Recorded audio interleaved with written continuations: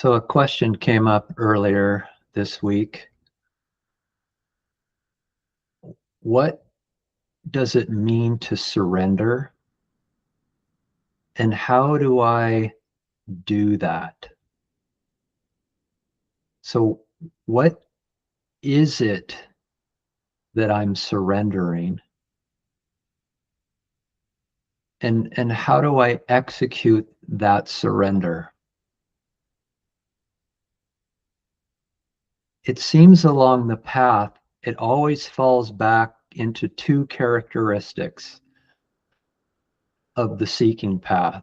And the first characteristic is, what is the conceptual understanding of what it is we're discussing? And in this case, we're discussing surrender. So how do I understand that conceptually and intellectually? And then the second part or characteristic of the path is, how do I get that or attain that or execute on that? So the seeking path always seems to have these two parts. And so that's what we're going to discuss today, is the two parts of surrender. What does it mean? And how do I do that?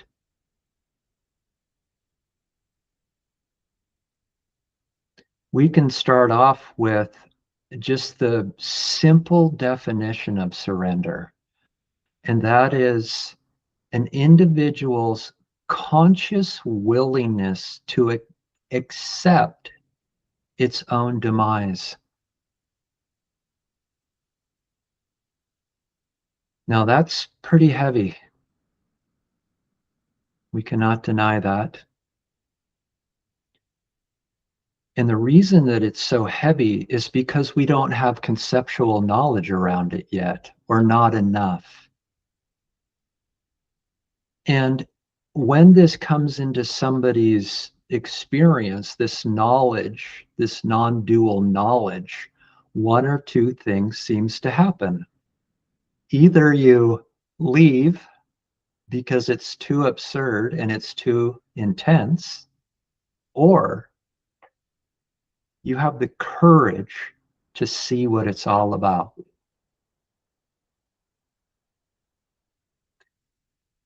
And the moment you decide to at least drum up the courage to see what it's all about, the seeking path begins. That is the path, the courage to see if this is the truth. That to surrender, I have to give up myself somehow, and to understand what that means, how to do it, and what I so-called get out of that. Because in the conceptual world, the conceptual mind, the egoic mind, it is a mind of doing, which is always has in the background, what's in it for me? And this is okay, because this is what a mind is. This is what an egoic mind is. This is what an individual mind is. And it's trying to get to a place of peace.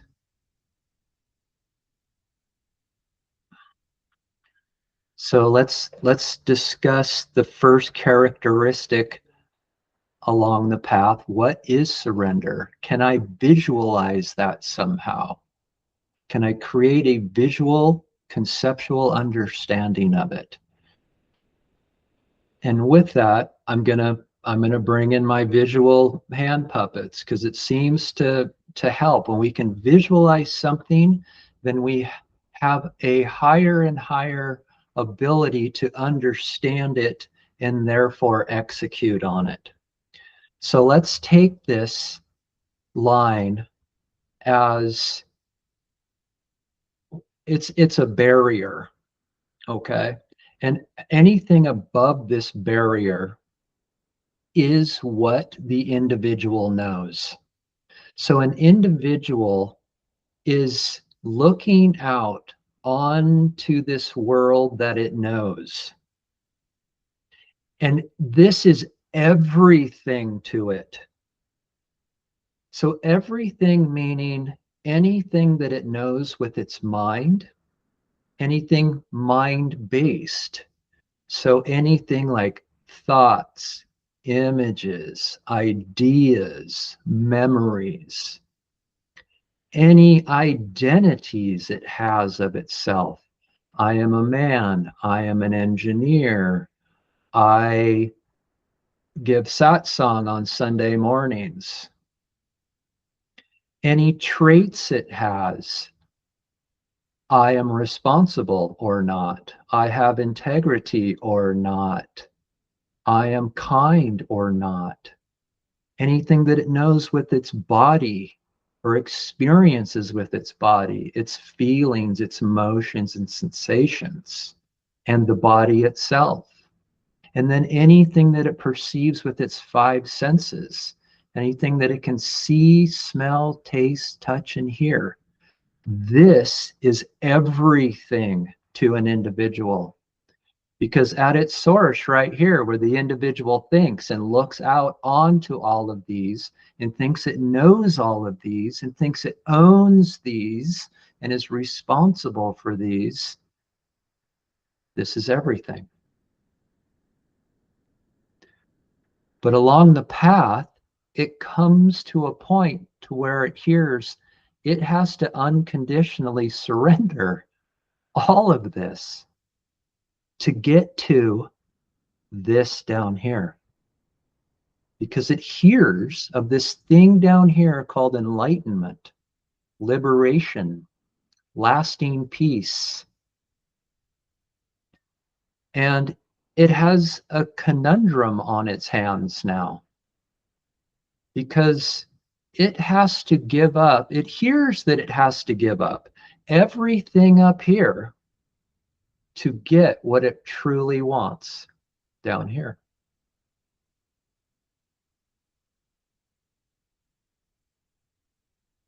So as it turns to want to cross this barrier to get to the other side, it has to learn as much as it possibly can in the realm of its knowing, in the realm of its doing, to gain enough trust in the message to surrender across this line. So what we do up here is we take in a tremendous amount of information. And this information could take us years or decades. And that's okay, because that's part of the path. But when we see what is actually happening up here, when we're learning conceptually what this all means, is that we are actually gaining more and more truth, which to the flip side of that means that we are losing more and more false knowledge. This is what makes this path so unique. The more you understand it, the more false knowledge drops away and truthful knowledge comes into your understanding. And the more and more truthful knowledge comes into the understanding, the more you trust it and the closer and closer you get to be willing to cross this line.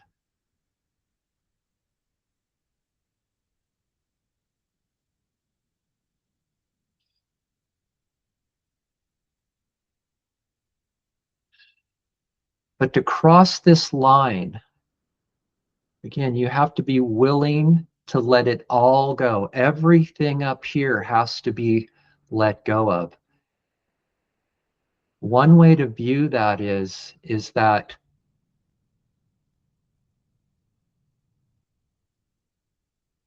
let me back up. What is actually happening when we cross this line is all of the junk, all of the junk identities and junk knowledge that we've attained up here in our life. And so the more we experience life, the more life gets confusing because we keep adding more false knowledge to it in the hopes to obtain the truth. One way to view that is that the ego is a combination of false, undesirable knowledge and truthful knowledge of ourself. And it's webbed itself together like this. And now it runs around the world looking for only this, but it keeps adding more of this.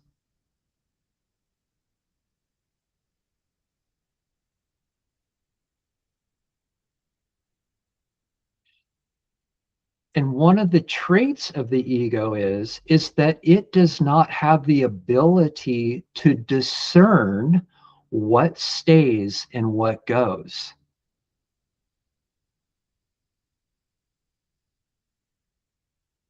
Therefore, you have to be willing to surrender it all, and the divine decides what stays and what goes. This is removing all of the cobwebs, all of the fog, all of the misconceptions of who you are, and what remains is your true self, everything you're seeking.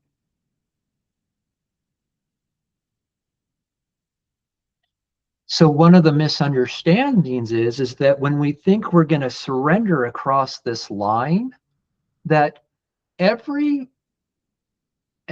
aspect up in here, like our traits and our talents and even some of our identities and our characteristics, are going to be completely eliminated, like gone, like erased. And we're just going to be like this blobby thing. Like, how does that work? But what happens is that when the cobwebs come away and all that remains is yourself, what you're surrendering this to is the divine to be responsible for all of your truthful traits of yourself. You've surrendered all of the responsibility of what remains to the divine.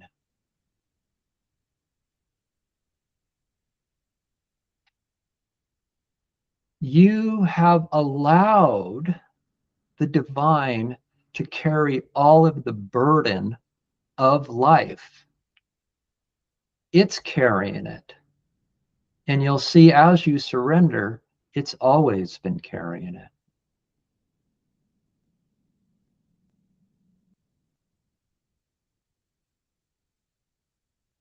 So when we surrender, we're not completely wiped out.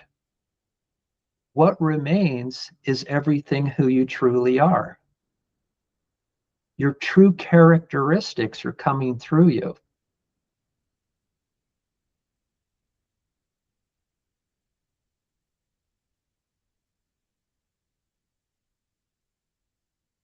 So if we go back to this, what's happening when we surrender, we're self-surrendering. And the self in self-surrender is the egoic self. It's the lowercase self. And we're surrendering that across this imaginary barrier into self-investigation. In self-investigation, that's with a capital S. We're surrendering our finite into the infinite. And this is when the true impactful part of the path is engaged.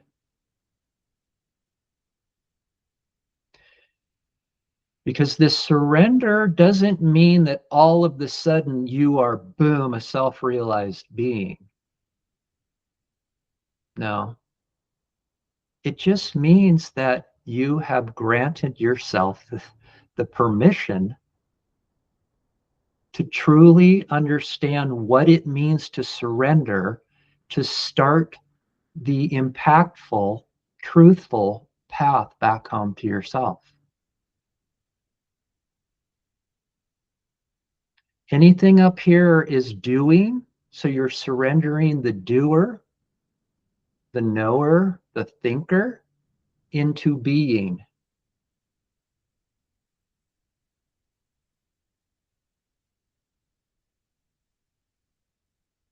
And even though there's going to be the sense of an individual still down here, that surrendering has put you into the realm of being and being completely open to whatever it takes to know and directly understand the happiness that can be experienced down here.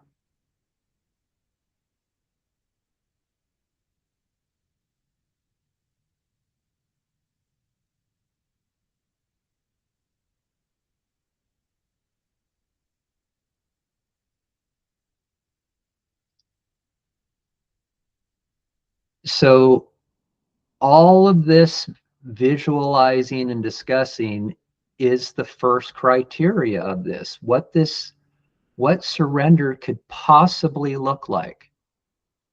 Because again, there's 8 billion of us running around looking for this down here. And a few of us have discovered this path, and we're approaching wanting to cross that. So why I say it's a possible, it's a possible visualization, because I'm describing it the way that I've experienced it. And because there's 8 billion possibilities, you're most likely going to experience it slightly different than I did and express that different than I do. And that's what makes us unique, because we all have a unique path back home to ourselves, because there's 8 billion unique conditionings running around.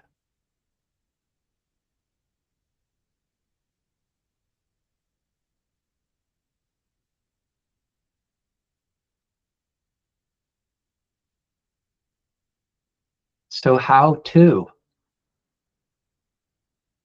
Once I've crossed this line, or once I've surrendered, accepted my surrendering, what do I do then? Because I'm saying that now you're just getting started. You've done the hardest part. Self-surrender is the hardest part.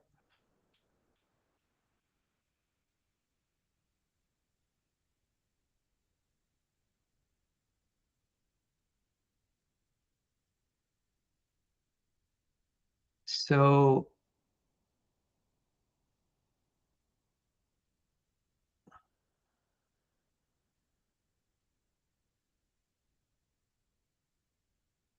let's put ourselves into a conducive environment to experience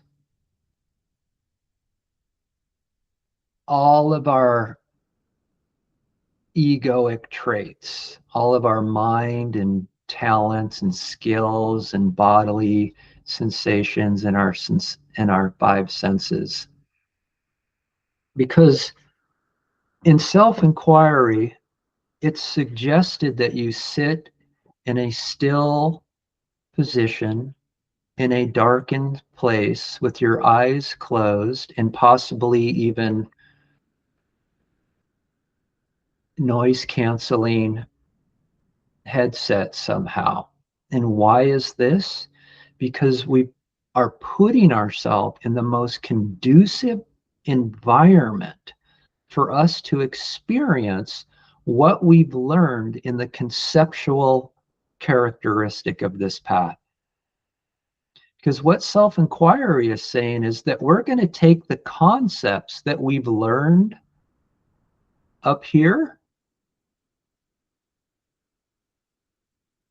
and they're going to become direct experiences of us.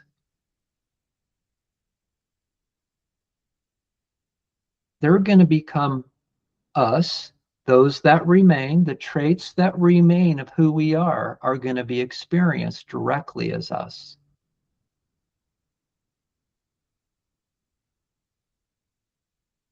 So I'm gonna close my eyes.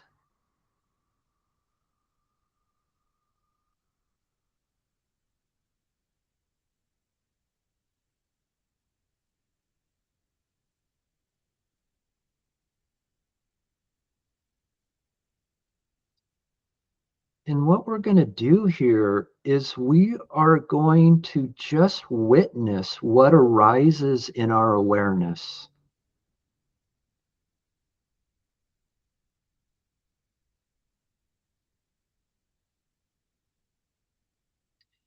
And what that means is anything that comes into our awareness. And in the early stages, this could be hundreds or thousands of things that are coming through us at once. But the more and more you spend in self-inquiry, these thousands go to hundreds, go to tens, go to ones, go to virtually nothing.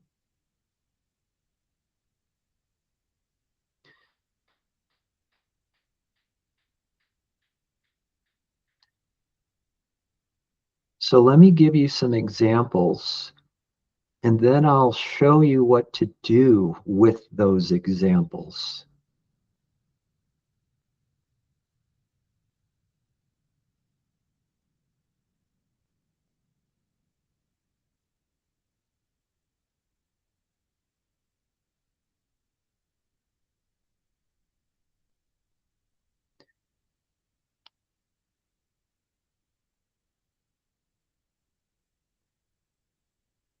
So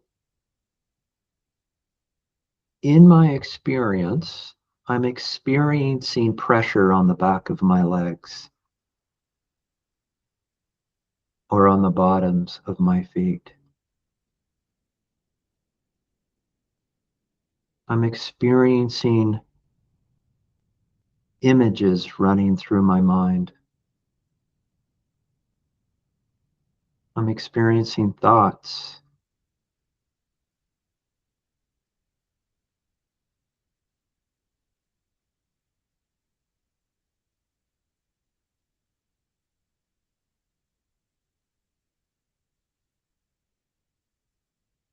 I have the trait that I am a brother.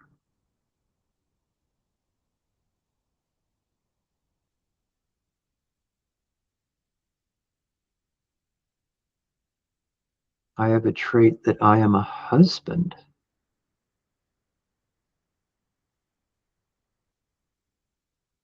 I have the skill set that I'm an author.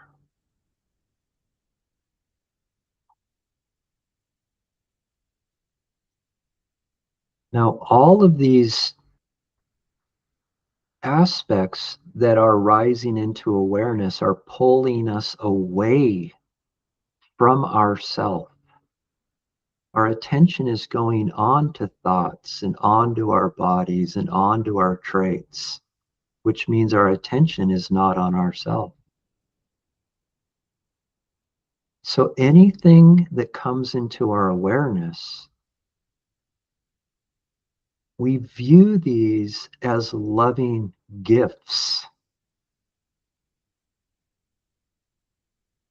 These are loving reminders that our attention has been moved away from ourself. And we utilize them to come home to ourself. So we don't view anything that's coming into our awareness as a distraction. We view them as loving reminders to turn our attention within. And how do we do that? we apply a question to every one of these aspects that are arising within awareness.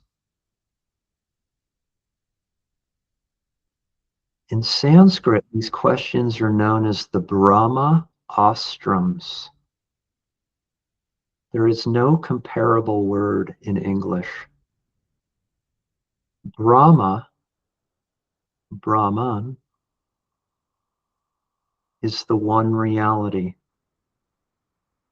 It's the divine. It's God.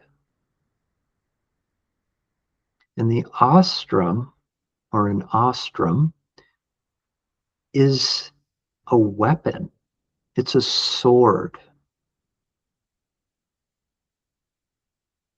So these questions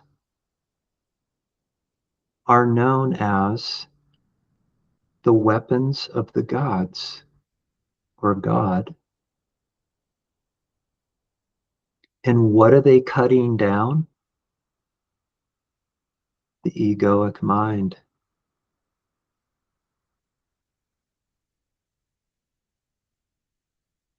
The question is, who is this I that, and we fill in the blank.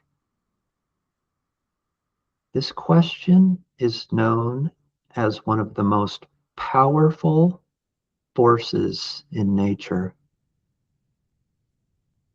because when applied, it distills the mind back to its source in which peace is experienced.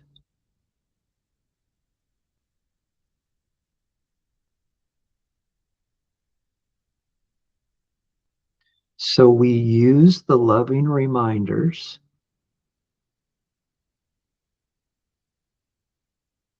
and we apply this question to them.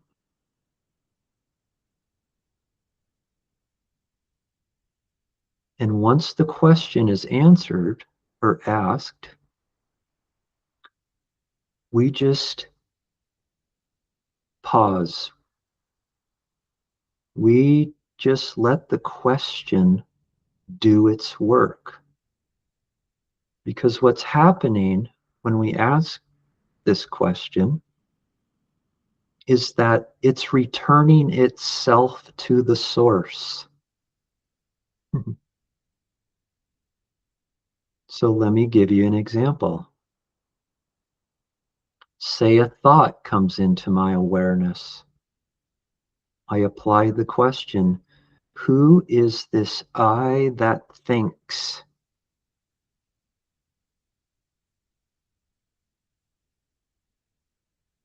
When that question is applied, it is the ego who's asking that question. It is the ego who is the one who is thinking. And because the ego obeys itself, it takes that thought back to the source of itself and it quells that thought.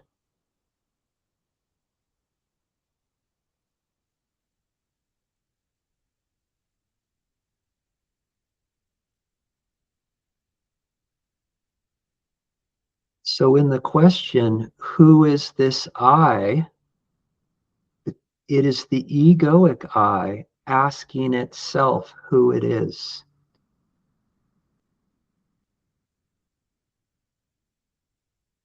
It's asking itself who is the one that's experiencing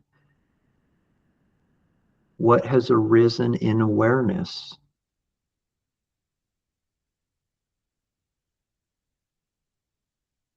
Let me give you some more examples.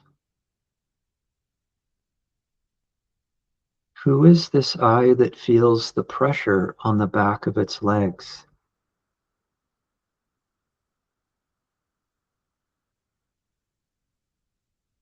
Who is this I that thinks it has legs?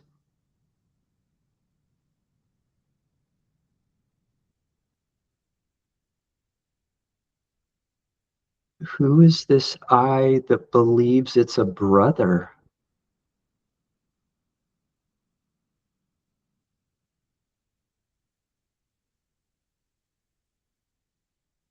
Who is this I that thinks it has integrity?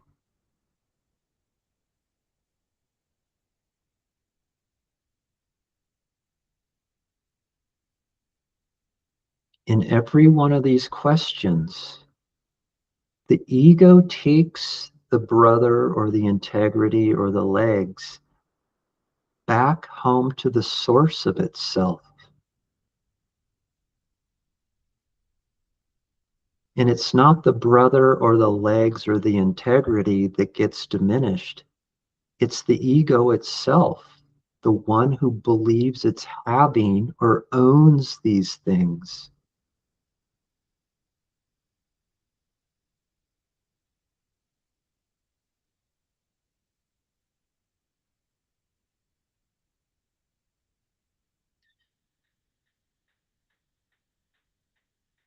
So then what's experienced after these questions is that you've moved the concept of leg and brother and integrity from a concept into a direct experience of them. So now legging is happening, brothering is happening, integritying is happening. Nobody owns them anymore. This is total freedom. You're moving conceptual words, which are nouns, into vibrant verbs. They're verbing, they have life to them. This could be known as the presence of being. Being is verbing, it's alive, it's isness, it's amness, it's I-ness.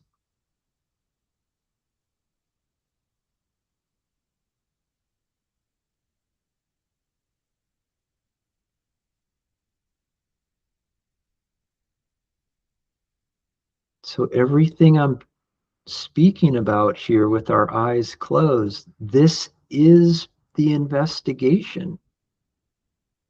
This is learning what I just said. What does this all mean? Like, how does this work? And does it really work?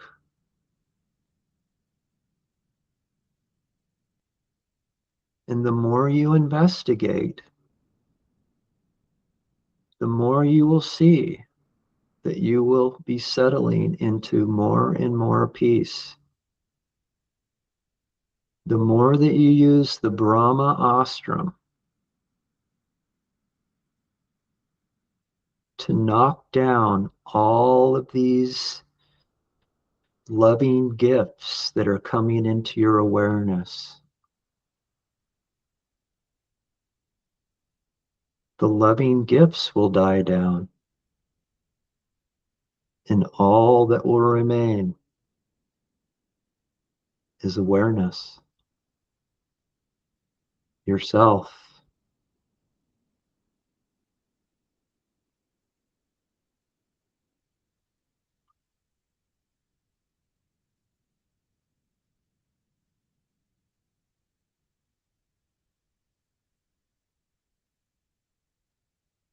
So, sometime the next time you're able to sit in silence, just sit there and allow a few minutes to go by and start to just watch what comes into your awareness. Don't resist it, don't accept it, just let it be as it is. And then start to apply this question to them. And just notice that whatever came into your awareness, this question takes you back to the source, which quails. It ends that movement away from you, and you experience quietude. This is self-investigation. This is self-enquiry.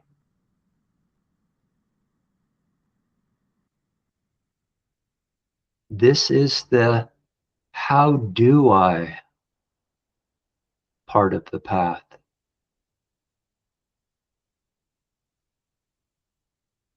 This is the part of the path where you've moved from conceptual understanding into direct experience. The doing of being.